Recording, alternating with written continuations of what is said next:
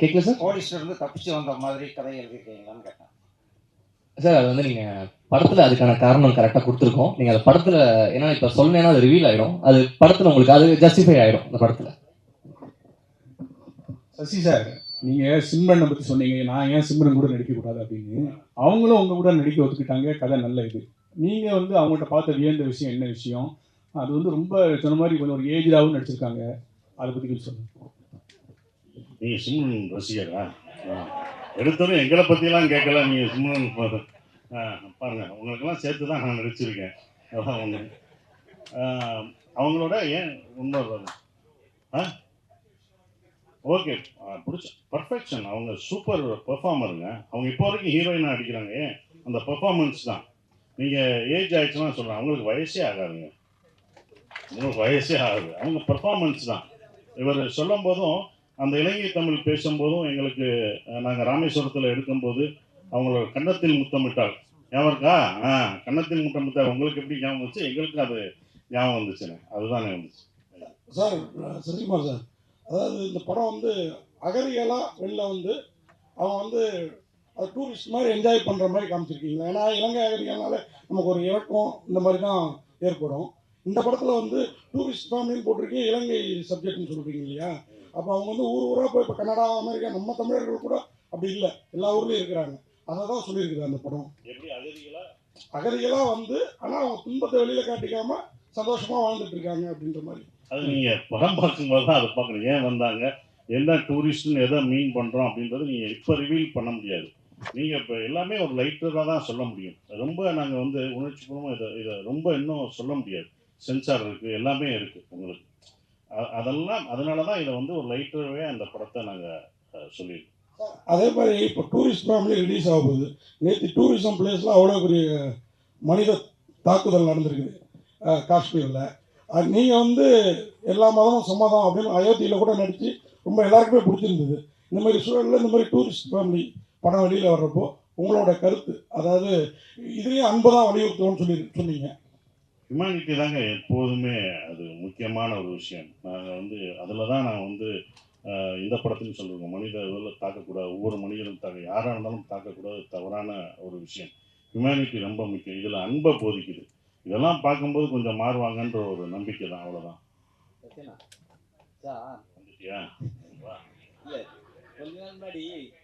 கொஞ்ச நாள் முன்னாடி தக் லைஃப் ஆடியோ லான்ச் நடந்தது. அதில் பார்த்தீங்கன்னா உலக நாயகன் வந்து ஹிந்திலாம் பேச வரல, பொலிட்டிக்கல் ஆகிடும் அப்படின்னு சொல்லிட்டு இங்கிலீஷில் பேசணும்னு சொன்னார். ஆனால் இப்போ நீங்கள் சொன்னீங்க ஆங்கிலத்தை விட தமிழை கற்றுக்கணும்னு சொல்கிறீங்க. நீ அங்கே வம்புக்காது. இங்கே வந்து இது வந்து டூரிஸ்ட் ஃபேமிலி. ஏன்னா இங்கே டூரிஸ்ட் ஃபேமிலியை பற்றி தான் பேசணும். நீ இப்படி தான் எல்லாத்துட்டையும் வாங்கி கேட்டுற. உன்னை சிவராஜ்குமார் சாரும் ஒன்றை தானே கேட்டார். இவர் தானே அன்னைக்கு நான் முதல் கை தட்டினது நான் தான். அதுக்கப்புறம் வேற யாரோ சொன்னாங்களே, மொத்த கம்மி பரிசியா இங்கே பாரு, இங்கே இல்லைம்மா, இது டூரிஸ்ட் ஃபேமிலி. டூரிஸ்ட் ஃபேமிலிக்கு தக் லைஃப். இது என்னுடைய கருத்து. என் கருத்தை தான் நான் சொல்ல முடியும். இது என்னன்னா ஆங்கிலம் கற்றுக்கணும், ஆங்கிலம் கற்றுக்க வேணாம்னு சொல்ல. இப்போ நான் என்ன சொன்னேன்னா, அங்கே உள்ள மாணவர்கள் ஆங்கிலம் கற்றுக்கிட்டு இருக்காங்க, ஆனால் தமிழை மறந்துட்டாங்கன்னு சொல்கிறோம். அதுதான் கமல் சார் தலைவரும் அதை தான் சொன்னார். ஓகேங்களா? அப்போ அவரும் அதை தான் சொன்னார். ஆங்கிலம் நீங்கள் கற்றுக்கக்கூடாதுன்னு சொல்லலாம், ஆங்கிலம் கற்றுக்கோங்க, ஆனால் தமிழையும் உங்கள் கலாச்சாரத்தையும் கல்ச்சரையும் மறக்கக்கூடாது. மொழி தானங்க நம்மளை அடுத்து இழுத்துட்டு போக முடியும். நம்ம மொழி அழிஞ்சிச்சுன்னா, ஏன்னா என் கூட வந்து ஒருத்தர் அவர் பையனோட வந்தார். அந்த பையன் இங்கிலீஷ் மட்டும்தான் படிக்கணும், பேசுகிறான். என்கிட்ட பேசிட்டு இருந்தால் அவன் எந்த தமிழ் படமும் பார்த்ததில்லை, ஒன்லி இங்கிலீஷ் மட்டும்தான் பேசிகிட்டு இருந்தான். அப்போ அவர் ஃபீல் பண்ணி சொன்னார், நாங்கள் எங்கள் நாட்டை விட்டுலாம் எங்களோட நாட்டை விட்டு வந்துட்டோம், ஆனால் இவன் வந்து இதுதான் கலைச்சி கொண்டு இருக்கான் அப்படின்னு சொல்லிட்டு இருந்தார். இதை மட்டும் கலைச்சிட்டு இருக்கான், இங்கிலீஷ் மட்டும்தான் கழிச்சுதான், அடுத்த கல்ச்சர் தெரியலன்னு. அவங்க பார்க்கணும், அவங்களுக்கு ஆங்கிலம் தெரியுதில்ல, ஆனால் தமிழ் உன்னுடைய மொழியை கற்றுக்கோன்னு சொல்கிறதுக்கான ஒரு விஷயமா தான் நான் நினைக்கிறேன். சரி, தொடர்ச்சியாக வந்து ஏஜிடாவே நடிக்கிறீங்க. உங்க கதைக்கு வரவங்க வந்து உங்களுக்கு ஏஜ் தான் கேட்குறாங்களா, இல்லை இதுக்கப்புறம் வந்து நீங்கள் ஹீரோஸாக பண்ண போகிறீங்களா? ஆனால் ஏஜ்னா கமல் சார் அப்பயே இது பண்ணிட்டாரு. இது அப்பயே கமல் சார் படங்கள், கடல் மீன்கள்லாம் பார்த்துருக்கீங்களா? நான் பார்த்துருக்கேன். நாயகன் பார்த்தீங்களா? கடல் மீன் எல்லாமே அப்படி தான். ஏன்னா இப்போ எந்த நடிகரும் இந்த பையனை அப்பாவை நடிப்பாங்களா? நடிக்க மாட்டேன். நானும் நடிக்க மாட்டேன்னா இப்படி ஒரு படத்தை நான் மிஸ் பண்ணுறேன்னா இந்த படத்தை நான் கொண்டு போகிறது ஒரு 5 பேர். அயோத்தி படம் பார்த்துட்டு அவங்களுக்கு தெரியும், அயோத்தி படம் பார்த்து அயன்பதில் யாராவது நடிப்பாங்களா? நடிக்க மாட்டாங்க. ஏன்னா சண்டை கிடையாது, எதுவும் கிடையாது, சும்மா வண்டி ஓட்டணும், கடைசி ஒரே ஒரு வார்த்தை தான், அதுக்கு தான். அயோத்தி பார்த்துட்டு கவர்மெண்ட்டில் ஒரு இதே போட்டாங்க, எனக்கே அது தெரியாது. ஒருத்தவங்க நான் ஒரு ஃபங்க்ஷன் போகும்போது அந்த ஆஃபீஸர் சொன்னாங்க, கவர்மெண்ட்டில் சார் உங்கள் அயோத்தி உங்களுக்கே தெரியாமல் ஒரு நல்லது பண்ணியிருக்கீங்க, என்ன கவர்மெண்ட்டில் ஆர்டர் என்ன போட்டிருக்காங்கன்னா இந்த இறந்தவங்களை கொண்டு போகிறதுக்கு இத்தனை சர்டிஃபிகேட் இருக்குல்ல அதெல்லாம் ஈஸி பண்ணிட்டாங்க, 1 லட்சமோ 2 லட்சமோ அவங்களுக்கு மானியம் கொடுத்து இத்தனை பேர் இருக்காங்க, உங்களால் 500 பேர் உங்களுக்கே தெரியாமல், அவங்க சொன்னாங்க உங்களுக்கே தெரியாமல் 500 பேர் பயனடைஞ்சிருக்காங்க, நீங்கள் நல்லது பண்ணியிருக்கீங்க 500 குடும்பத்துக்குன்னு சொன்னாங்க. இது எனக்கு தெரியவே இல்லை, இது ஒரு 2 வருஷம் கழிச்சு தான் எனக்கு தெரியுது. இது ரொம்ப சந்தோஷமாக இருந்தது. அப்போ இந்த மாதிரி ஒரு படங்கள்லாம் நடிக்கிறதுக்கு நீங்கள் என்ன 70 வயசு தாத்தா வேஷம் போட்டாலும் போட்டுருவேன், அவ்வளோதான். நம்ம வேஷம் போட தானே வந்திருக்கோம், அதுதான் நம்ம வேலை. திடீர்னு காலேஜ் பையனாக போவேன், அடுத்த படத்தில் காலேஜ் பையனாக நடிக்க வைப்பாங்க, காலேஜ் பையன் அப்போ ஏன் காலேஜ் பையன் நடிச்சுன்னு கேட்பீங்களா? கேட்க முடியாது, அது நான் நடிப்பேன்ட்டுவேன், அதுக்கு தான் அது, அவ்வளோதாங்க. சசி சார் இங்க ஐயோ என்னண்ணே இல்ல, சென்னை வந்து எல்லாரையும் வாழ வைக்கிற அன்னை. நீங்க மதுரையிலிருந்து சென்னைக்கு வந்து இங்க வந்து எஸ்டாப்ளிஷ் ஆயிட்டு திரும்பவும் வந்து ஊருக்கே போய் பழப்பு நடத்திட்டீங்களே, என்ன காரணம்? அப்புறம் இந்த இயற்கை விவசாயத்தை மேற்கொண்டு வர்றீங்க, அதுக்கு என்ன காரணம்? அதுக்கப்புறம் வந்து ஸ்டுடியோ ஒன்று நீங்களும் சமுத்திரக்கனியை கட்டுறதா முன்னாடி சொன்னீங்க. இந்த 3 கேள்விக்கு வரிசையா பதில் சொல்லுங்க. இது வேணாம், ஒரு கேள்விக்கே ரொம்ப தகாதீங்க. ஆனால் முதல் கேள்வி வந்து சென்னையில் வந்து இது பண்ணுறான், என் சொந்த ஊர் அதானே, என் வீடு அதுதானே, டெல்லிக்கு ராஜானாலும் பள்ளிக்கு புள்ள தானே, என் ஊருக்கு தானே நான் போக முடியும். ஸோ என்னுடைய ஊர் என்னுடைய இடம் அப்படின்றனால நான் அங்கே போயிட்டேன். அது விவசாயம் அங்கே இருக்குது, என்னுடைய குடும்பம்லாம் அங்கே இருக்கனால நான் அங்கே போயிட்டேன், வேறு ஒன்றும் இல்லை. இது இங்கே வந்துட்டாங்க, என்ன இருந்தாலும் அங்கே தானே நான் போகணும் அப்படின்றதால அங்கே இருந்தோம். சென்னையில் அந்த நானும் சமுத்திரம் கரெக்டாக அவங்கள்ட்ட சொன்னோம், ஒரு ஸ்டுடியோ கட்டணும், கண்டிப்பாக அது பண்ணுவோம், அதற்கான வேலைகள் ஒரு இடம் வந்து ஃப்யூச்சரில் நாங்கள் கட்டலாம்னு யோசிச்சிருக்கோம். அது பண்ணோம், ஏன்னா அங்கே வந்து எல்லா ஏன்னா இப்போ நாங்கள் தான் அங்கே போயிட்டோமே, இதையும் எடுத்துகிட்டு போயிட்டோம்னா எடிட்டிங்கு டப்பிங் எல்லாம் இருக்கும், ஈஸியாகிடும், அதுதான் அது பண்ணுறோம். சரி சார், இந்த படத்தில் ஒரே நிமிஷம் மணி சார், இந்த படத்தில் ரொம்ப முக்கியமாக ஒரு விஷயம் வச்சுருக்கீங்க, வல்வெட்டித்துறை அப்படின்னு ஊர்லேருந்து அந்த ஃபேமிலி வருது வச்சுருக்கீங்க. அந்த வல்வெட்டித்துறை எவ்வளோ வரலாற்று முக்கியத்துவம்னு எல்லாருக்கும் தெரியும். இந்த ஈழத்தமிழுடைய வழியை வேதனைகளை தமிழ் சினிமா சரியாக பதிவு பண்ணிக்கணும்னு வைக்கிங்களா? நாங்களாம் ஃபேஸ்புக்லேயோ சோசியல் மீடியாவில் ஏதாவது போட்டால் கூட பிளாக் பண்ணியிருக்காங்க, அது பேர் போட முடியல, ஃபோட்டோ போட முடியல, அதுக்கான வாய்ப்பே இல்லை. அதை பற்றி என்ன நினைக்கிறேன் சார்? பதிவு பண்ணலை சார், பண்ணவும் முடியாது சார். நீங்கள் ஃபேஸ்புக்கில் போட்ட லெட்டருக்கே இப்போ பிளாக் போடுறாங்கன்னா, படமாக நாங்கள் எடுத்தால் கட்டு தான் போடுவாங்க. ஸோ அப்போ அது முடியாது, ஏன்னா அதை இந்த மாதிரி படங்கள் மூலமாக கொஞ்சம் கொஞ்சமாக லைட்டர்வே எடுத்துகிட்டு தான் வர முடியும். நாங்கள் ரொம்ப ஸ்ட்ராங்காக அந்த இதை நீங்கள் சொல்கிற விஷயங்களை ரொம்ப வழியாக அதை சொன்னோம்னா அதை வந்து எடுத்துகிட்டு போகணும். அது சென்சார் இதுதான் ஆகும், சென்சார் கட் ஆகும். இது நம்ம இந்திய அரசாங்க சென்சார் இருக்குது, அந்த தணிக்கை குழு பண்ணுறபடி நம்ம இது பண்ணணும். ஸோ அப்போ அந்த மாதிரி படங்கள் இருக்கும்போது அதை கட் பண்ணுவாங்க, அது ஒன்றும் பண்ண முடியாது, அது மாறினா தான் நாங்கள் எடுக்க முடியும். 2 கொஸ்டின்ஸ். ஒன்று வந்து இல்லை, இது வந்து தெனாலி படம் கமல் சார் படத்துலேருந்து பார்ட் 2 பண்ணலான்ற மாதிரி எனக்கு ஒரு முன்னாடி ஒரு ஐடியா இருந்துச்சு. ஸோ நான் அந்த ஐடியா நான் வச்சுருந்தேன். அதுக்கப்புறமேட்டு நான் முதல் படமாக ஒன்று பண்ணும்போது நான் இதை ஆரம்பித்தேன் எழுதுறதுக்கு. பட் இது வேற ஒரு கதையாக மாறிச்சு. ஸோ இதோட ஹோல் ஐடியா அப்படி தான் கிடச்சிது எனக்கு. அண்ட் இது அரசியல் பேசியிருக்கோம்னு கேட்டிங்கன்னா, நாங்கள் அரசியல் பேசணுன்ற ஒரு விஷயத்தில் இது வந்து படத்தில் வந்து நாங்கள் இதெல்லாம் பேசணும் அப்படின்றதெல்லாம் நாங்கள் பேசல. ஆனால் அரசியல் இல்லாத ஒரு படம் இல்லைன்னு நினைக்கிறேன் நான். அந்த விஷயத்தில் நாங்கள் என்னென்ன இந்த கதையே உங்களுக்கு ஒரு விஷயம், உங்களுக்கு வந்து மேலோட்டமாக சில விஷயங்கள் உங்களுக்கே சொல்லிட்டு வந்துகிட்டே இருக்கும். ஸோ நாங்கள் அரசியல் பேசணும், வாங்க இதில் வந்து பேசலாம் அப்படின்ற மாதிரி நாங்கள் இந்த படத்தில் எதுவுமே பண்ணல. ஒரு ஃபீல் குட் ஃபேமிலி ட்ராமா, ஒரு சந்தோஷமாக பார்க்குற ஒரு படமாக தான் நாங்கள் எல்லாமே பண்ணியிருக்கோம்.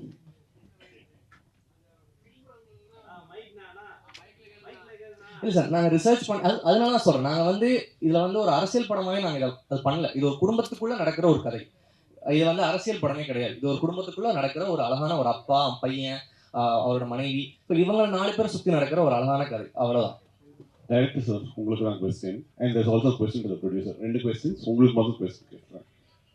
இந்த படம் எடுக்கும்போது இங்கே பேசின எல்லாரும் என்ன சொன்னாங்கன்னா, முதல்ல அவங்க கிட்ட எப்படி நீங்கள் நரேட் பண்ணீங்களோ எந்த மாறுதலும் இல்லாமல் அதே சொன்ன மாதிரியே எடுத்துருக்கீங்க அப்படின்னு. அப்போது அந்த அளவுக்கு கிளாரிட்டி இருக்குது அப்படின்னா, இது எங்கேயும் நேரில் பார்த்தது தான் நான் வந்து இந்த கதையை வந்து உங்களுக்கு டைரெக்டாக எங்கேயும் ஒரு இன்ஃப்ளூயன்ஸ், இது வந்து இப்படி தான் இருக்கும் அப்படிங்கிறது உங்களுக்கு எங்கேயுமே ஐயம் இல்லாமல் இது இப்படி தான் நடக்கும் அப்படின்னு வந்து சர்டன்ட்டி இருக்குன்னா, நீங்கள் எங்கேயும் நேரில் விட்னஸ் பண்ணியிருக்கீங்க, இல்லை ஒரு ஸ்பார்க் கிடச்சிருக்கணும் அப்படின்னு நினைக்கிறேன். அந்த மாதிரி ஏதாவது இருக்கா? ஒன்று. ரெண்டு ப்ரொடியூசருக்கு இது ஒரு ரொம்ப நல்ல படம், ட்ரெய்லர் வந்து காட் இஸ் இன்ட்ரெஸ்டட். இப்போ நீங்கள் டீசர் ரிலீஸ் பண்ணும்போதே வந்து நிறைய பேர் வந்து நீங்கள் இது பண்ணாமையே வந்து நிறைய பேருடைய அட்டென்ஷன் வந்து இது வாங்குச்சு. But it's coming on May 1 and Retro is releasing on it. நீங்கள் கம்ப்ளீட் பண்ண முடியுமா? Will you be able take on a big production house, a big film like retro?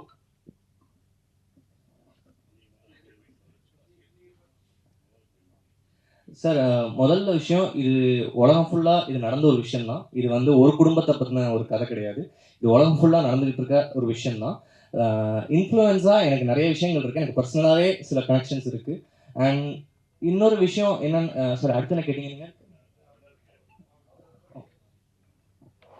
இல்லை சார், ஆக்சுவலி உங்களுக்கு தெரியும், இப்போ வந்து இல்லை சார், என்னென்னா இப்போ வந்து ஓடிடி இருக்கிறதுனால இப்போ நம்ம டிசைட் பண்ணுறதே இல்லை சார் டேட்ஸ் எல்லாம். இப்போ வந்து நார்மலாகவே இப்போ நம்ம ஒரு சர்டைனான ஒரு கம்பெனிக்கு படம் கொடுத்துருக்கோம்னா அவங்களோட ஸ்லாட் இருக்கும். லைக் இப்போ அந்த ஒரு நிறுவனம் படத்தை வாங்கியிருக்காங்க, அந்த நிறுவனத்தை வந்து மே கடைசியில் அந்த படம் ஓடிடியில் வரணும், நாங்கள் அந்த மாதிரி தான் சைன் பண்ணி கொடுத்துருக்கோம். ஸோ அதனால் எங்களுக்கு வேறு வாய்ப்பு இல்லாமல் தான் சார் பண்ணுறோம். ஸோ வந்து காம்படேட் பண்ணுன்ற எண்ணங்களே இல்லை, ஏன்னா அது மிகப்பெரிய படம். ஸோ நாங்கள் ஒரு படம் பண்ணியிருக்கோம் சார். இதெல்லாம் வேறு எந்த ஒரு காம்படிஷன்ன்ற ஸ்பேஸ்க்கே இடம் இல்லை சார். இது என்டையராக வந்து ஒரு வேறு வழி இல்லாமல் எங்களுக்கு இந்த டேட் தான் அவைலபிளாக இருக்குது. அதனால தான் சார் இந்த படத்தை நாங்கள் பண்ணுறோம் டேட்டில், வேறு எதுவும் இல்லை. அண்ட் வந்து நீங்கள் இன்னொரு கேட்டிருந்தீங்க, இந்த படம் வந்து உண்மை அந்த மாதிரி இருக்கா சார். நார்மலாகவே என்னென்னா எல்லாருமே வீட்டை விட்டு வரும்போதோ ஊரை விட்டு வரும்போதோ வந்த ஒரு, இப்போ நான் ஒரு எக்கனாமிக்ஸ் கிரைசிஸ் ஸ்ரீலங்காவில் இருந்துச்சு, அந்த டைமில் ஒரு ஃபேமிலி அங்கேருந்து வெளில வரும்போதும் அங்கே அந்த அந்த குடும்பம் வந்து இங்கே என்ன ஃபேஸ் பண்ணுறாங்கன்ற சில விஷயங்களை பதிவு பண்ணியிருக்கோம். இப்போ அது வந்து ஸ்ரீலங்கா இல்லைன்னா கூட நீங்கள் ஒரு சொந்த ஊரை விட்டு வர ஒரு ஃபேமிலிக்குமே அது கனெக்ட் ஆகும் சார். நீங்கள் அந்த மாதிரி அரசியல் படுத்தப்படுறதுக்கான விஷயங்கள், ஒரு கான்ட்ரவர்ஷியலான விஷயங்கள் எதுவுமே நாங்கள் அட்ரஸ் பண்ணப்படல. இங்கேருந்து தமிழ்நாட்டிலேருந்து இங்கேருந்து தமிழ் மக்கள்கள் அங்கே போய் லண்டன்லேயோ இல்லை சிங்கப்பூர் மலேசியாவில் இருப்பாங்களா, அவங்கள பற்றியும் இருக்கும். ஜென்ரலான ஒரு டாபிக் தான் அது. இந்த ஸ்ரீலங்கன் பேஸாக நாங்கள் வச்சுருக்கோம். அதுதான், அதுவும் ஸ்ரீலங்கன் தமிழில் பேசி நாங்கள் வச்சுருக்கோம். அந்த தமிழ் பேசும்போதும் அது ஒன்று இருக்குது. அது அந்த தமிழை வந்து எல்லாருக்கும் புரிகிற மாதிரியும் இருக்கணும். அது ஒன்று பேஸாக ஃபுல்லாக ஸ்ரீலங்கன் தமிழில் பேச வேணாம், அப்படி ட்ரை பண்ணோம். இல்லை அது ரொம்ப இங்கே உள்ளவங்களுக்கும் புரியணும் அப்படின்றதுக்காக தான் எல்லாருக்குமான படமாக இது இருக்கும். எல்லா குடும்பத்தில் உள்ள எல்லாருக்குமான படமாக இருக்கும். குடும்பத்தோடு பார்க்க வேண்டிய ஒரு படமாக இது கண்டிப்பாக இருக்கும்.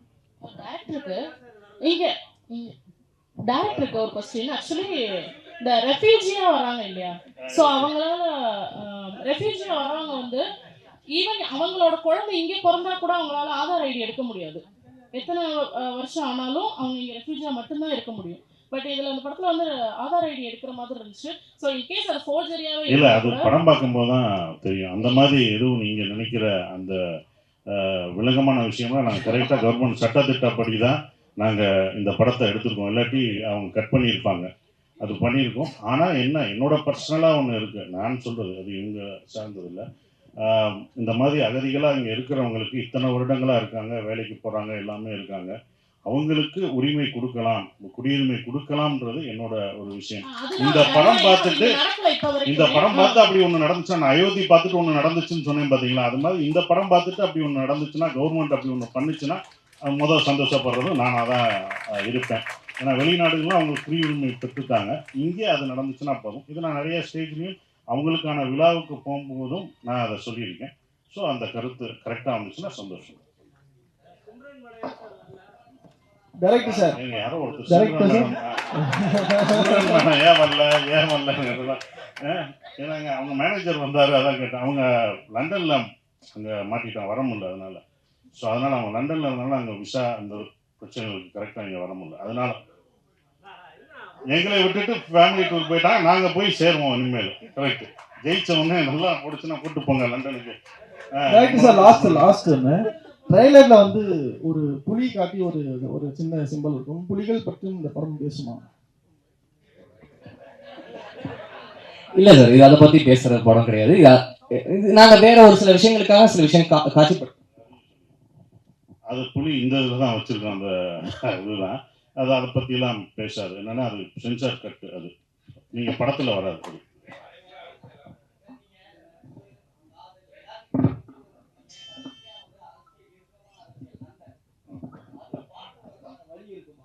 கண்டிப்பாக அந்த டைரக்டர்கிட்ட சொல்லியிருக்கோம். அது பார்ட் 2 எடுக்கிறதுக்கான வேலை பார்த்துருக்கோம். ஏன்னா கணி சார் எப்போ பார்த்தாலும் அதை சொல்கிறது, நந்தன் பார்ட் 2 பண்ணுங்கள், இன்னும் வந்த பிறகு என்ன நடக்குது அப்படின்றத சொல்லுங்கன்றாங்க. அதுக்கான இது சொல்லியிருக்கோம். அது டைரக்டர் பண்ணாங்கன்னா கண்டிப்பாக பண்ணுவோம். சசியண்ணே, இப்போ நீங்கள் ஸ்டேஜில்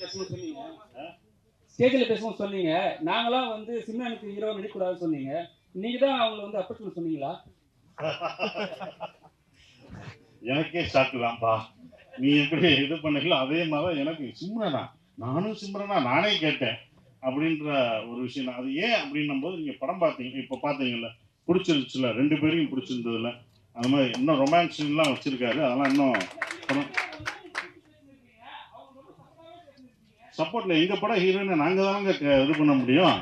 என் படத்து ஹீரோயினை அதுவும் என் கூட நடிச்சிருக்காங்க, அவங்களுக்கு நான் தானே கொடுக்க முடியும், நாங்கள் தானே கொடுக்க முடியும்ல.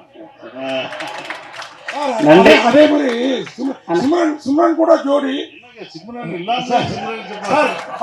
சிம்ரன் கூட ஜோடி. ஆனால் 2 பசங்க சில சமயத்தில் குடும்பத்தில் நம்ம பசங்களே நம்ம கொஞ்சம் இடைஞ்சலா இருப்பாங்க. அந்த மாதிரி ஃபீல் பண்ணீங்களா சார்?